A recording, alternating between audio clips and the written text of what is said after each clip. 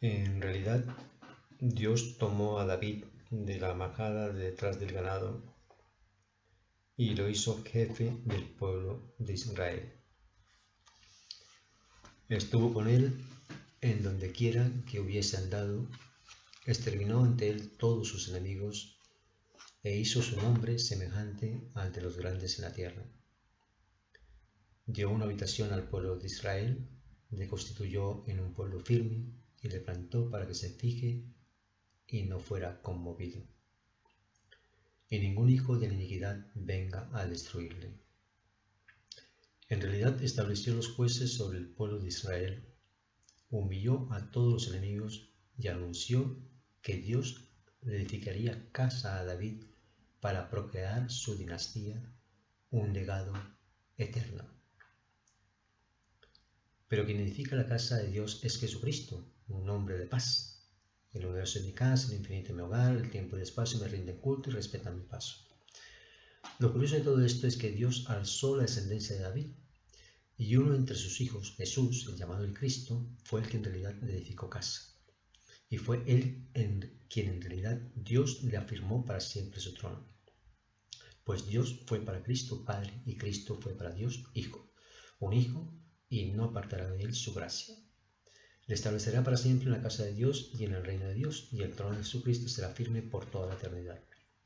En realidad Dios nunca había habitado en casa, sino que estuvo siempre de una parte a otra en una tienda, como aquella semilla que cayó en el mar. En realidad nunca, desde que sacó a Israel, nunca pudo él vivir en una casa. Sin embargo, a David no le fue permitido el que edificara casa para que Dios morara en ella.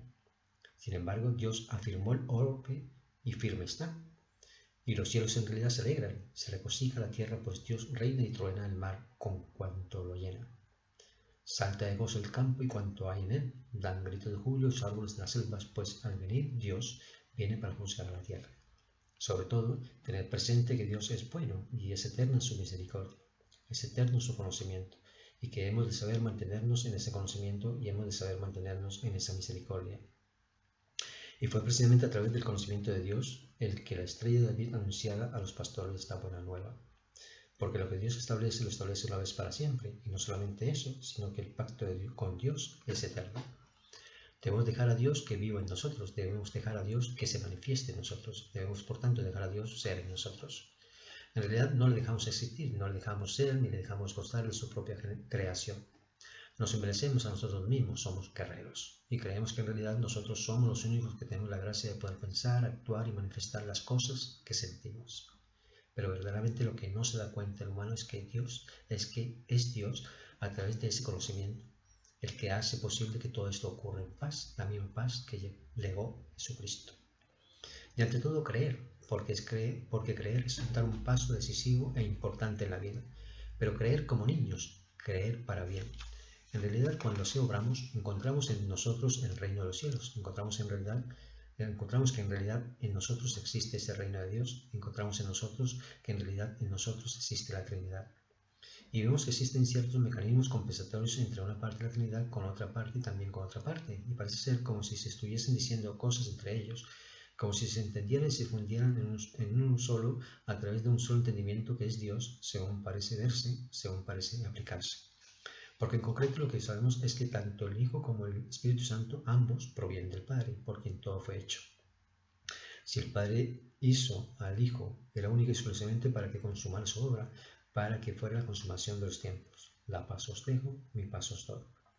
Ahora, si el Padre también hizo al Espíritu Santo, es precisamente para que fuera transmitido a todos cuantos creyeron en el Hijo. Por la sencilla razón de que en el Espíritu Santo siempre hemos visto que se ha dado a través de un soplo divino. Y en realidad solamente el Padre ha podido dar ese Espíritu Santo, solamente el Hijo ha podido también dar ese Espíritu Santo. El Padre lo dio precisamente en la creación de los tiempos y el Hijo precisamente en la consumación de los mismos. Porque cuando se consumió el Hijo, ardióle un fuego, y en ese fuego que ardió, pues en realidad Él manifestó que todas las cosas salían con el leño seco, vivificante. En concreto, lo que nos damos cuenta es que, de alguna forma u otra, todos estamos esperando la segunda venida de Jesucristo sobre la faz de la tierra para que una vez nos diga, mira, tú vas allí, a aquel aprisco, tú no, tú te quedas conmigo, bueno, tú vas allá, a aquel aprisco, tú también. Parece como si intentamos de alguna forma u otra justificarnos delante de su presencia de lo mal que le tratamos cuando pasó por aquí, por la faz de la tierra. Entonces queremos, sí, precisamente justificarnos ante el mal que le hicimos tan tremendo. Pero en realidad, si en concreto la humanidad le juzgó y le juzgó mal, fue porque precisamente se cumpliese la ley que de ellos, de la misma humanidad, estaba escrito. Me aborrecieron sin motivo. No era una ley que viniese por parte de Dios ni una ley que viniese por parte del Padre, porque la única ley que viene por parte del Padre, para mi entender, muy modesto por cierto, es única y exclusivamente la ley del amor, pero un amor universal y por causa de ello un amor que llega a todos los seres y a todas las partículas que componen ese inmenso arenal del universo. Dios es amor y Jesucristo es paz. En concreto, cuando nos damos cuenta así de las circunstancias y de las cosas, sabemos que se trata siempre del mismo camino del desprendimiento, por el que logramos hacer todas estas cosas nuevas mediante Dios. En realidad, lo que nos damos cuenta más que todo es que en concreto podemos llegar a aventurar nuestros pensamientos por ideales que nunca podíamos llegar a imaginar y podemos llegar a ser nuestro algo que antes no era. Pero precisamente al desprendernos de ese hacer nuestro es que nosotros nos damos cuenta de que es así. Mientras tanto, no. Mientras tanto, lo estamos viviendo y los demás lo viven con nosotros. Y creemos que de algún modo parece como si uno estuviese a un lado de la orilla y otro estuviese al otro lado de la orilla del Jordán y ninguno se atreviera a atravesar por encima de las aguas con sus propios pies descalzos. En concreto, cuesta creer que pueda transitar por la vida un ser completamente perfecto ante Dios. Cuesta creer, sobre todo en el mundo actual, tal como viven las circunstancias y tal como viven las cosas, porque dado el caso, cuando Jesucristo vino sobre la faz de la tierra, ya os lo digo, le juzgaron mal. Porque en concreto lo que vieron en él fue simplemente un holgazán, a lo mejor, porque en principio ni siquiera se atrevió a seguir la obra de su Padre Eternal, ya que le decían, bueno, pero no es este el hijo de José, el carpintero, ¿y qué hace aquí? Como tratando de darle a entender que en realidad él tendría que ocuparse del Padre, el cual, a lo mejor, a los años de la predicación de Jesús, a José ya empezaba a costar de trabajar, ya empezaba a costar de subir los mismos maderos y ya le empezaba a costar pues realizarse como un trabajador más, precisamente allí donde manejaba tanta madera. Entonces, dadas así las cosas y dadas así las circunstancias, nos damos cuenta, por otra parte, que Jesús siempre dijo lo mismo. Yo solo he venido a hacer la voluntad del Padre, única y exclusivamente. Por otra parte, nos damos cuenta que lo único, tanto el Espíritu Santo como Jesús mismo, lo único que ha de acatar es precisamente la voluntad del Padre, única y exclusivamente. Ahora, es precisamente cuando podemos llegar a ver que en concreto le juzgaron mal, por la sencilla razón de que le colgaron un madero porque pensaron que era un ladrón, porque pensaron que era un saboteador de masas, porque pensaron que lo que él decía no era verdad, porque pensaron que no era posible que estas cosas ocurriesen tal como ocurrieron. Y él solo traía paz y dejó paz. Yo creo que aquí no se trata de tener ninguna clave de la felicidad, ni se trata de tener ninguna llave de la puerta que nos conduzca al cielo. Yo creo que en concreto el hombre algún día se dará cuenta que es buscando dentro de sus propias fuentes, que es buscando dentro de sí mismo ese conocerse a sí mismo de Sócrates, ese conócete a ti mismo en concreto, que podrá realmente realizarse en la Trinidad con Dios. Porque en concreto, si somos parte de la esencia de Dios, nos damos cuenta que siendo parte de la esencia de Dios podemos recibir a través de esa parte los rayos luminosos del Creador. Y esto es muy grande. El que nosotros nos podemos dar cuenta, el que nosotros nos podamos dar cuenta, porque en realidad somos inconscientes de ese acto. Vemos en realidad que sí, que crecemos, vemos en realidad que sí, que andamos, vemos en realidad que sufrimos en nuestro interior transformaciones, pero no vemos cómo ocurren esas transformaciones en nuestro interior, ni tampoco vemos quién hace posible que esas transformaciones ocurran. Y es a través precisamente de la introspección que ya se dijo muy claramente, entrad en vosotros. Y esto es muy curioso, porque cuando entramos en nosotros nos desprendemos del mundo que nos rodea y nos damos cuenta de esa luz que existe en nosotros. Pero más curioso es ver cómo el Padre abona esa luz, cómo el Padre abona esa luz, cómo el Padre hace crecer y germinar la semilla a través de una planta. El ver contemplar la maravilla de la creación es algo tan fantástico que en realidad únicamente por ese camino del desprendimiento de nosotros mismos, de nuestras circunstancias, de todo cuanto nos rodea, es que podemos nosotros en realidad encontrarnos a nosotros mismos en todo ese mar de la vida que nos vapulea de un sitio a otro como semilla. Y cuando encontramos la esencia de las cosas en nosotros mismos es cuando en realidad podemos ser y cuando en realidad podemos existir.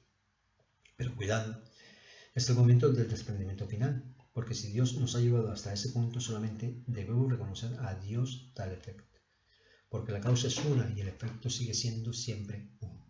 Y la causa tanto como el efecto pertenecen solamente a Dios. Y cuando somos capaces de expresar cosas que jamás pudieron pasar por nuestra imaginación, entonces es cuando notamos precisamente de que hemos efectuado el desprendimiento final. Entonces nos damos cuenta de que una fuerza existe en nosotros que nos transforma como esa semilla en planta y nos impulsa a realizar obras que jamás nadie ha realizado. Y digo, a realizar obras que jamás nadie ha realizado por la sencilla razón de que en este mundo, cuando oyen tus cosas, lo único que te pueden hacer tachar es de loco. Pero Pablo ya lo dijo una vez, si hacemos el loco es por ti, refiriéndose a Jesucristo, y si a Jesucristo, refiriéndose a Dios. Porque en realidad los dos son uno, siempre el mismo principio. Ahora bien, cuando en realidad creen los demás con su prisma que nosotros estamos haciendo el loco, lo que en realidad estamos viendo es la locura de los demás, porque no han sabido interesarse en sí mismos, no han sabido construir sobre roca, sino que simplemente construyeron en quimeras pasajeras que se las lleva el viento. Entonces vemos lo triste que es ese transitar humano y lo triste que es el perderse en afanosas haciendas que al fin y al cabo no pueden llevar a vida eterna. Pero cuando encontramos en nosotros la sustancia de nuestra existencia, encontramos ese llevarnos, porque Dios permite que pueda llevarse todo cuanto Dios ha podido darnos, la vida, el más preciado tesoro que es mayor cuanto más eterna sea, la vida eterna. Porque en realidad el único que hace posible las cosas en este mundo, el único que hace posibles en esta vida es Dios. Es el único que en realidad hace salir el sol todos los días. Es el único que en realidad hace brotar plantas todos los días. Y es el único que en realidad hace que el sol, que el árbol frondoso de Cristo exista en nuestro corazón.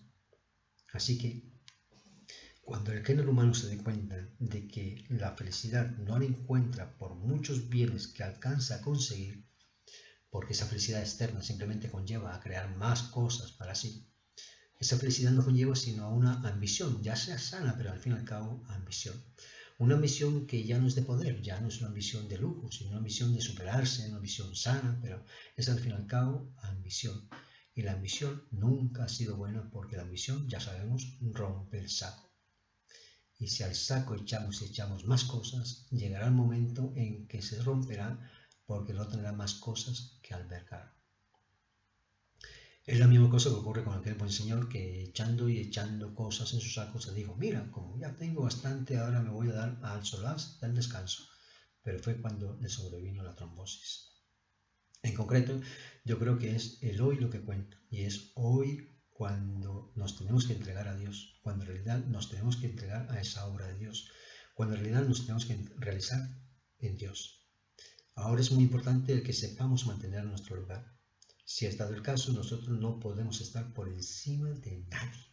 Antes, al contrario, debemos de estar debajo de todos y hacernos servidor de todos. No para alcanzar una gloria eterna, no, porque entonces no estaríamos sirviendo a nadie, sino que nos estarían sirviendo a nosotros. Ambas cosas son distintas. Y lo importante es servir siempre y extender tu mano al hermano para que cuando caiga le puedas levantar. Pero no esperar a que caiga, sino simplemente que ande al lado tuyo, que simplemente ande en tu propia frecuencia. Pero dejar existir a tu hermano en su propia frecuencia, que él pueda también sincronizarse con Dios. Y en esa hermandad de andar todos los hermanos de la humanidad unidos en el mismo principio de comunicarnos directamente con Dios, encontramos la unión universal y encontramos en concreto la esencia de las cosas. Porque esas cosas, cuando son realizadas así, en un fruto tan espontáneo que se puede comer en el momento en que se da, es algo que en concreto podemos realizar nuestros propios principios. Pero lo importante tampoco es eso, sino lo importante, una vez más, es precisamente el que nos podamos realizar en Dios. Porque si nos realizamos en nosotros mismos, estamos cometiendo la misma locura de perseguir a afanes vanagloriados en estándares utópicos de real virtud. Yo creo que la real virtud no se consigue en esos estándares utópicos que crea la humanidad para sí, en esos estándares que yo limito mi terreno para que tú no pases de aquí. No, yo creo más bien en una humanidad que es capaz, a través de esa valla, de extender su mano al hermano. Y yo creo en una humanidad que es capaz de reconocer que el poder del pensamiento es instantáneamente creativo. Y yo creo más que todo en una humanidad que es capaz de encontrar en el mundo donde no hay fronteras, como tampoco lo hay en el universo entero. No podemos el día de mañana, cuando nuestras naves conquisten el espacio, decir esto es mío, porque eso pertenece a Dios. No podemos el día de mañana, cuando nuestras naves surcan el espacio, decir eso es tuyo, porque eso pertenece a Dios. No podemos el día de mañana, cuando nuestras naves conquisten el espacio, decir eso es nuestro, porque eso pertenece a Dios. Yo creo que en ese entregar las cosas a Dios y dejar que Él obre en nosotros, hace posible que el ser humano se realice no ya en sí mismo, sino que se realice en Dios.